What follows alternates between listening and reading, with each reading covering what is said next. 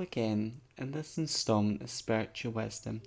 I'm grateful to all of you who follow me here and to have this little community here on YouTube. I hope these videos are inspiring you, helping your spiritual journey and life's journey as well. And if you're new here, hello and welcome. My name is Nicholas, and on my channel I talk about witchcraft, Wicca, paganism, self-love, crystals and their magical properties, and all matter of philosophical and spiritual topics. So if you're interested in those types of things, you know what to do. Please subscribe, click the bell icon to be notified each time I upload a new video. And if you like this video, please give me a thumbs up, as it really helps the channel a great deal. And this is a safe place if you're practicing witch, Wiccan, pagan, or whatever spiritual path you be on, because there's no right or wrong spiritual path. There's just the path that's right for you. Now today, based on the title and thumbnail of this video, I'm going to be talking about the 8 things to keep in mind when you're walking a spiritual path.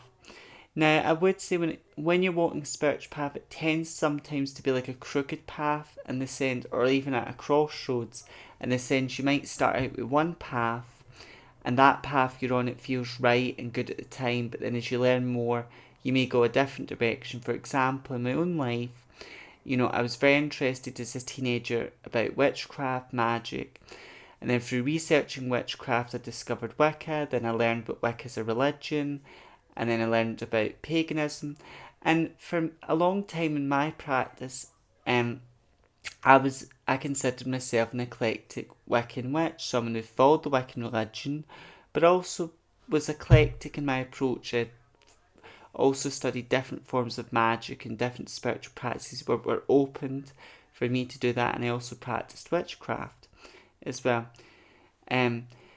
But that being said, that's how not all Wiccans are witches and not all witches are Wiccan, and it's very important to know that.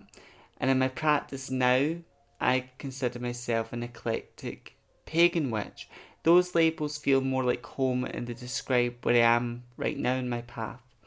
But the first thing on our list, okay, so I'm just going to be talking about 8 things, but as always, grab your favourite cup of tea, beverage, So the first thing on the list is number 1, is to do your own research. So when you're walking a spiritual path, it's important to do your own research. Now, with religion, it tends to be more about dogma, about maybe following a tradition, a set belief system, or dogma. But I do get with spirituality and religion are not the same, but there's a line which can be blurred, because for some people and some of you watching, you may walk a religious path, and for you, your religion is your spiritual path. And then for those of us who don't necessarily follow an organised religion, we're walking our own path, doing our own thing, for that's our spiritual path. But it is personal spiritual journey. Rather you follow a religious path or your own unique spiritual path, it's personal. But it's important to do your own research, where you look at things and you get different sides. So if it's tarot you're interested in, it's good to look at, right, how many cards are there in tarot. Now, I'll share that as a fact and you can research it, but there's 78 cards in tarot, and each card has got traditional correspondences, meanings, and it's important to research that if you're interested as well in tarot, because it is an amazing tool that can, yes, be used to get answers from spirit, from the universe, and you can do lots of different readings with tarot, and you can get a lot of different answers from it that are useful. And with tarot, it tends to be more complex questions, not necessarily yes, no, but you can use tarot for yes, no answers too, because certain cards correspond with the energy of yes, certain cards correspond with the energy of no, and then certain cards have got liminal energy, like the Fool card. That's neither a yes or a no, it's in between. So it's liminal energy. The Fool card corresponds with that energy of maybe as well. But it's important to do, even if you follow a Christian path, it's still important, like, to research the Bible, because someone could quote they could quote something from the Bible, like a verse, a chapter, but then it's important to do your own research on that. Where did this quote come from? Does it, and then you've got to, even once you've researched where does it come from, where did it originate, you've got to question it as well. Does that belief or statement resonate with you? Same with plants, when it comes to plants and their magical properties, it's important to research the medicinal properties, magical. Sometimes the two are not intermissible, meaning sometimes a plant throughout history has had medicinal properties, and because of its medicinal use, it would also be seen in a magical type of way as well, so they would correspond together. Sometimes a plant would be poisonous or deadly, so it couldn't be used for medicinal reasons, but it may have, every plant's got a spiritual quality, so it's important to research plants. Even crystals, it's important to research them. So it's important to research whatever topics or things you're interested in. It's important to research them, listen to different people, listen to different people who talk about spiritual things. If it was tarot you were interested in, read books on tarot, listen to different tarot readers. And also when it comes to tarot, it's a balance between, right, you know what the cards mean and symbolise, but then when you do readings with them for yourself or others, you're also using your intuition when you do a lot of readings for people. Okay. Number 2 is always think for yourself. This is very important. When you're walking a spiritual path, it's important to think for yourself. Think about, what do you believe? For example, when it comes to soul contracts, I do believe in soul contracts, but again, you've got to ask yourself, and that's where research comes in, researching what is a soul contract and look at different angles on them. But you've got to ask yourself, okay, what do I think about soul contracts? I believe they exist, but a lot of things in spirituality, we're dealing with that, we're dealing with belief. A lot of the things we believe in, we can't necessarily prove they exist by science. There may be a time where some of our beliefs, there may be a time in history where some of our beliefs can be proven by science, but a lot of our beliefs are just that, beliefs. So it's important to think for yourself. Some people, they believe when you die, but they may believe that their loved ones or ancestors become angels. There's nothing wrong with believing that. It's not what I believe or think, but you've got to think, what do you believe? And that's where, not just taking people's word for things. You're not just taking people's word for things, actually doing your own thinking about things, as well. And even with soul contracts, you shouldn't just believe in them because people talk about them very charisma. You've got to think, okay, what do I think about soul contracts? And then within the world of paganism and a lot of spiritual traditions, there's no real dogma, but I feel like when you're in witchy and pagan circles, you will hear the law of three a lot. Now, the Wiccan Rede, which is in it harm none, do what you will, and the threefold law, these are Wiccan principles, Wiccan beliefs.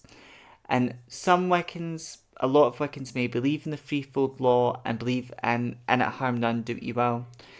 Now, as someone who used to be Wiccan, I would say I do believe in that principle, in it harm none, do what you will. And for me, it's do the best you can to not hurt people, because sometimes in life you're just going to live your life and you're going to hurt people without intention. For example, if you're gay like me, some people are going to be offended by you or hurted by your way of life because they're choosing to something that's none of their business. They're choosing to let that upset them and get them down.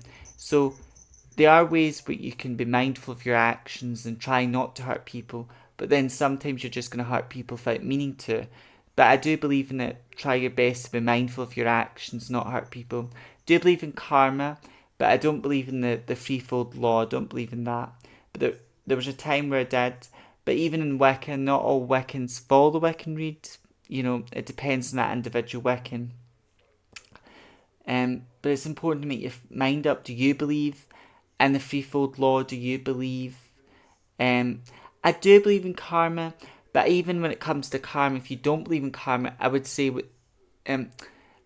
cause and effect. A lot of psychologists and scientific people talk about cause and effect, and to me, that's essentially what karma is, because you say a certain word, you do certain action, you're putting a specific energy out, and then that energy is going to get a response. There's going to be an effect. So every day of our life, we are throwing stones into a river, and just like if you throw a stone into water, it creates a ripple effect. So even if you don't believe in karma, I think it's important to know what you believe and to think for yourself, to make your own mind up about things when you're walking a spiritual path. Okay? Okay. Keep an open mind, but don't forget to make up your own mind. So point number 3, it sort of is the same as number 2, but a little bit different. So it's important to make up your own mind. Do you believe in karma? Do you believe in reincarnation, soul contracts? So it's important to think about these things and ask yourself, do you believe in these things? Then number 3 on the list is keeping an open mind, being open to what's out there, because there's so many ways to, for me, like, we've all got spirit guides, there's a higher power in the universe, you could call it God, you could call it a Pacific God.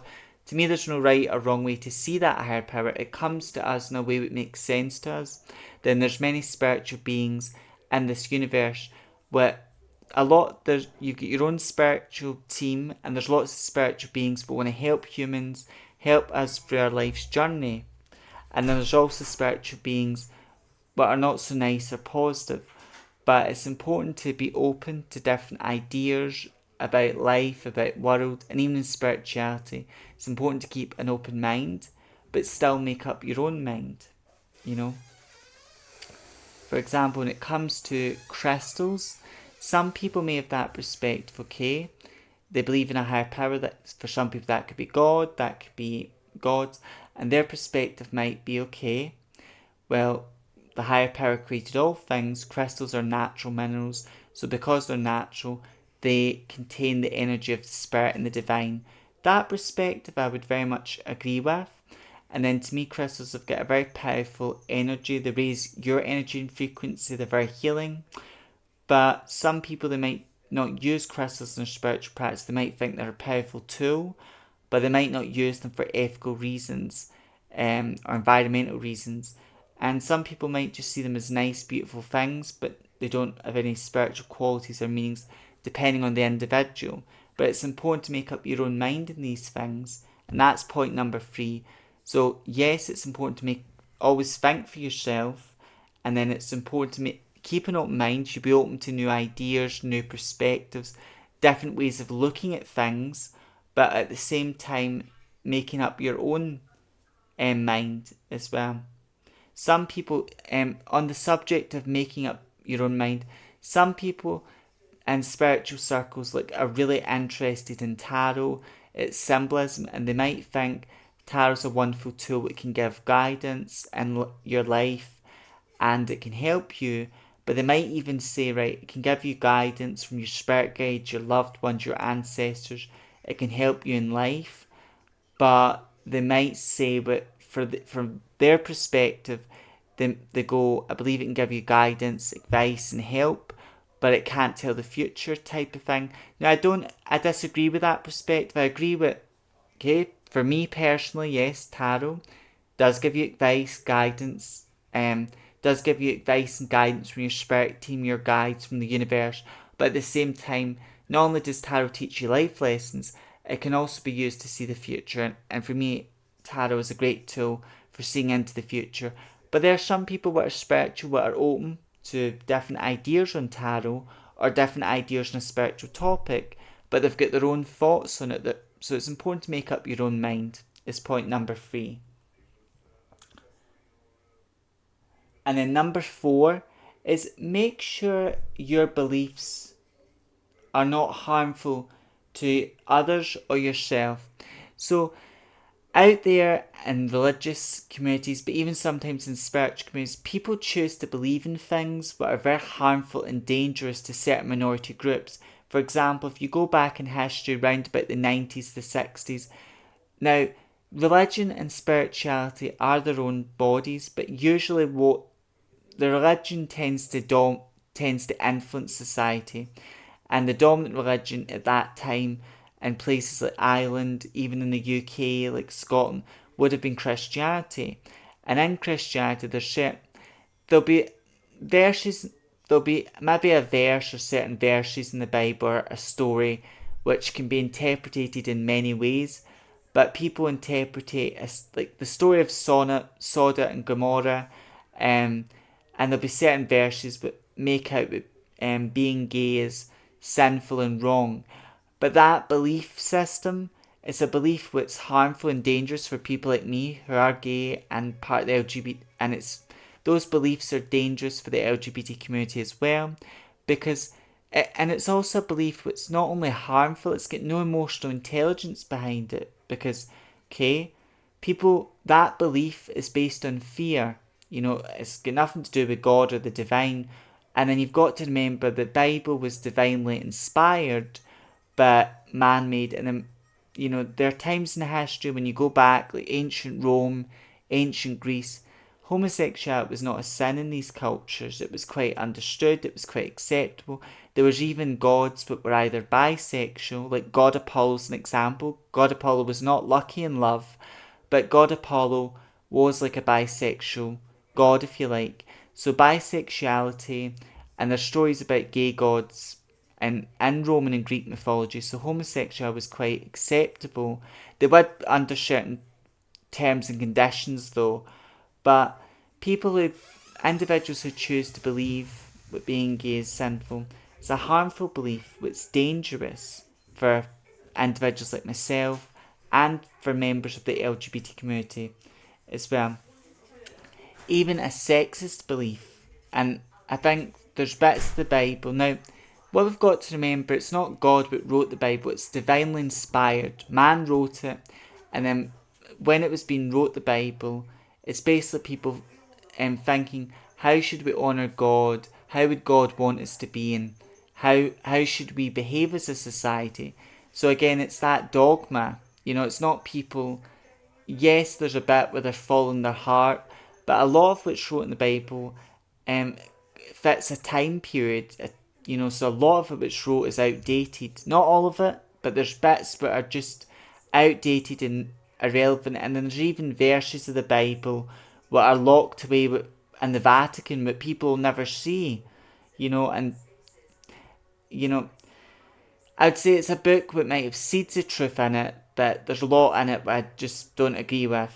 But that's the thing, you've got to make sure that your beliefs are not harmful. And there's a lot of people out there, you see that in the 90s, the 60s, in the UK.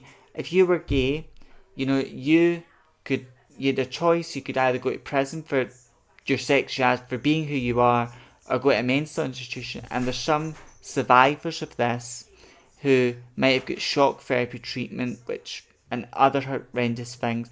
But being gay is not an illness. It's part of who you are, and you can't cure something that's part of you.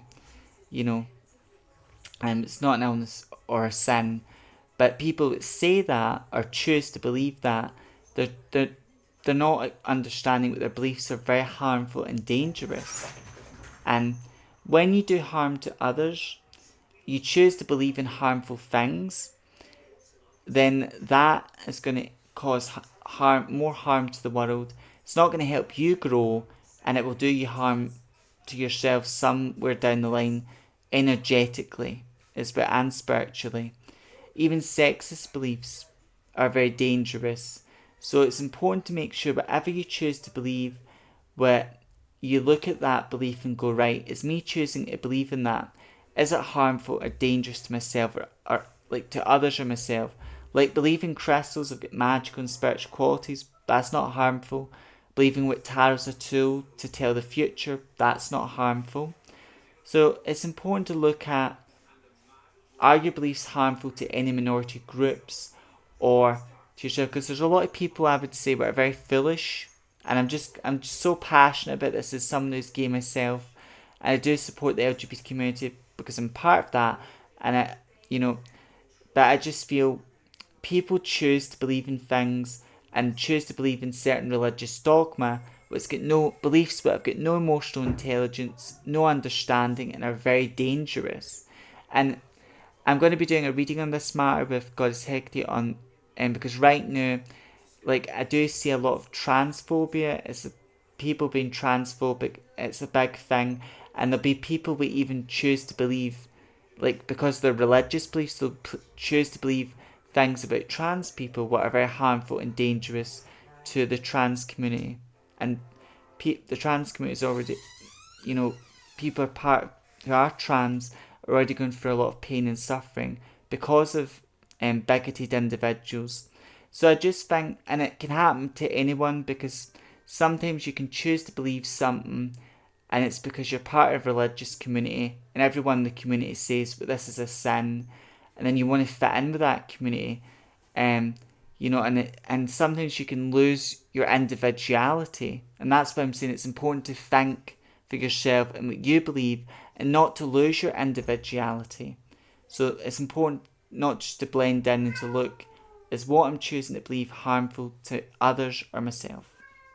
Okay. Number 5. Always remember you are human no matter what. So that's the 5 thing in our list. Now, why I've included that is always remember you're human no matter what, is because there are a lot of occult people out there and a lot of dangerous people that will try and sell you something.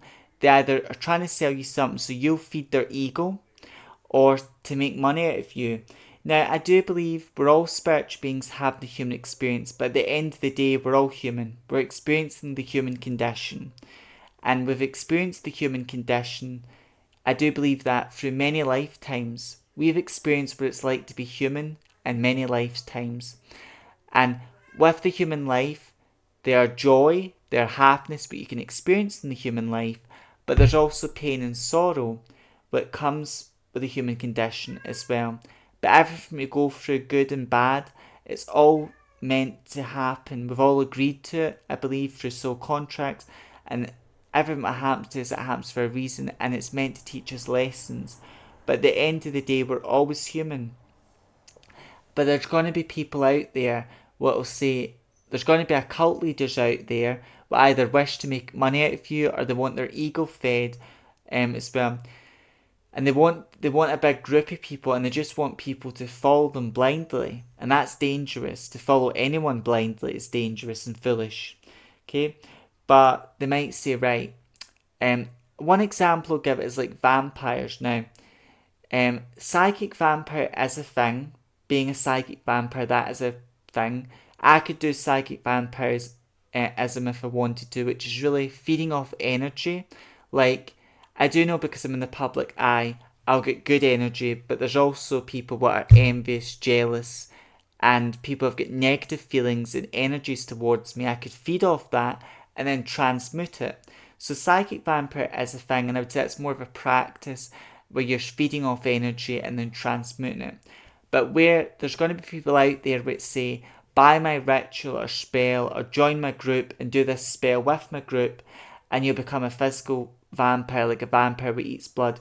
Now, I can guarantee you, whoever's selling you that, you're getting ripped off, because you're going to be involved in a group you don't want to be involved in, and then, or if you're paying for this ritual, or rather you join the group and do the ritual with the group, or you pay a large amount of money for someone to tell you this spell and how to do it, a ritual, you're still going to be human after it.